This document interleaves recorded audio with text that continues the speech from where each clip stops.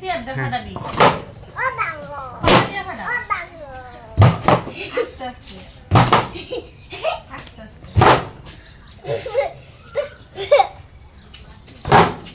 হ্যাঁ জোগাড় হবে তো আস্তে আস্তে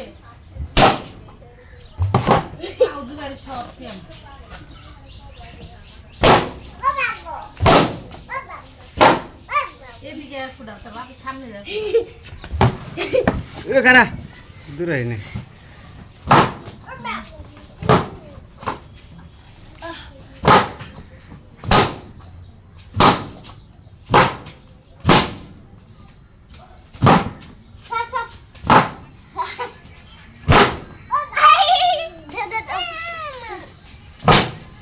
হয়েছে একটা ফুটানো লাগবে না